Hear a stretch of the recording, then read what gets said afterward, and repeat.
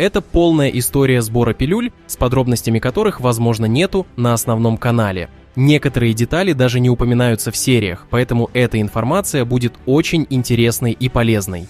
Собрание пилюль было не только грандиозным событием в мире алхимиков, но и важным событием для центральных равнин. Каждый раз, когда начинался сбор пилюль, регион эликсиров становился центром внимания всего континента. Бесчисленное количество людей и фракций устремлялось туда, подобно голодным волкам. Алхимик был самой уважаемой профессией на континенте Доуци. Все завидовали умениям алхимиков. Некоторые из них могли быть не самыми сильными в бою, однако стоило им достать маленькую пилюлю, как за него могли сражаться настоящие мастера, способные отнять жизнь у противника. Поэтому все на континенте знали, что лучше не обижать алхимика, особенно высокоуровневого. Это было все равно, что потревожить осиное гнездо. Стоило коснуться одного алхимика, и проблем становилось не избежать. Высокоуровневые алхимики были также теми, кого больше всего желали заполучить многие фракции. Чтобы заполучить их под свое крыло, фракции предлагали заманчивые условия. Некоторые даже сражались до пролития рек крови, чтобы завладеть алхимиком. Почетное положение алхимиков делало сбор пилюль исключительным событием. Все знали, что оно привлекало талантливых алхимиков со всего континента. Те, кто выделялся среди них, обладали великой силой. Если фракции удавалось завербовать одного из таких алхимиков, это, безусловно, означало бы стремительный рост ее могущества. Каждые 30 лет на континенте Доуци проводится Великое собрание пилюль, имеющее наибольшее влияние в мире алхимиков. Естественно, единственной фракцией, имеющей право проводить это соревнование, была Башня пилюль. Это событие можно было считать поистине редким и грандиозным на континенте Доуци. Бесчисленные гении со всего континента собирались попытать счастье. Те, кому удавалось преуспеть, естественно, становились известными на весь мир. Тот, кто попадет в десятку лучших, получит право на шанс подчинить себе пламя 3000 звезд вдобавок к щедрой награде от башни. Успех же зависел исключительно от собственных способностей. Вот правила сбора пилюль. Отбор на собрание пилюль был задуман, чтобы устранить тех, кто участвует лишь для массовки. Ведь сбор пилюль – самое великое собрание алхимиков на всем континенте, и алхимики без навыков не имеют права участвовать в нем.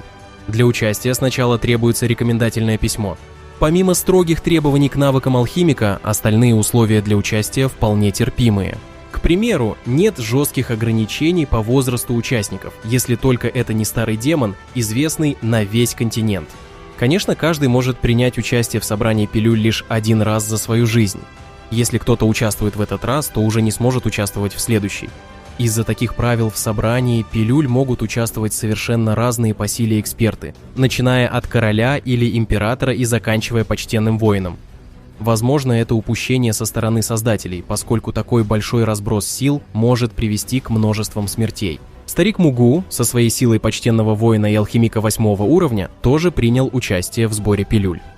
Почему Башня пилюль не запретит ему и другим членам Зала душ участвовать в собрании? Во-первых, они не знают точно, кто из алхимиков, участвующих в сборе пилюль, представляет Зал душ. Помимо старика Мугу, даже в десятке лучших были и другие алхимики из коварного Зала душ.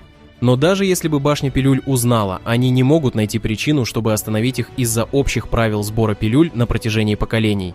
До тех пор, пока алхимик, обладающий квалификацией для участия, желает состязаться, они не могут просто так запретить ему, даже если он или она является членом враждебной фракции.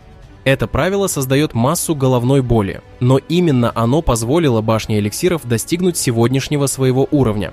Как и прежде, соревнование делилось на 3 этапа. Тот, кто пройдет эти 3 отборочных испытания, останется последним стоящим и станет чемпионом этого собрания.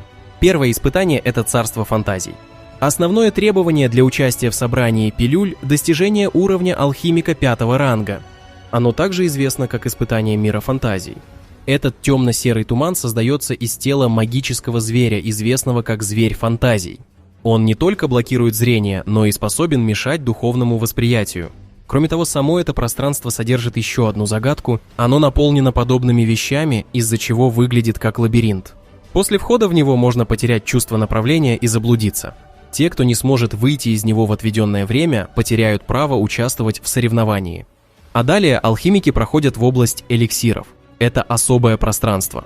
Ходят слухи, что его создал элитный Доушен или святой из Башни пилюль давным-давно. Однако по какой-то причине область эликсиров постепенно пришла в упадок. Однако это, безусловно, сокровищница, о которой мечтает бесчисленное множество алхимиков. Там есть тонны природных сокровищ и редких лекарственных ингредиентов, которые было бы трудно найти во внешнем мире. Алхимикам, имеющим квалификацию для входа, будет предоставлен список. В списке будут указаны некоторые редкие лекарственные ингредиенты. И главное испытание – принятие алхимической молнии, тоже одно из испытаний на собрании пилюль. Да, нас ждет очень интересное соревнование. Сяо Янь покажет свою силу алхимика и достигнет выдающихся результатов. Большое спасибо за просмотр, напишите в комментариях, какие еще темы взять для видео. Подписывайтесь на канал, ставьте лайки и всем пока.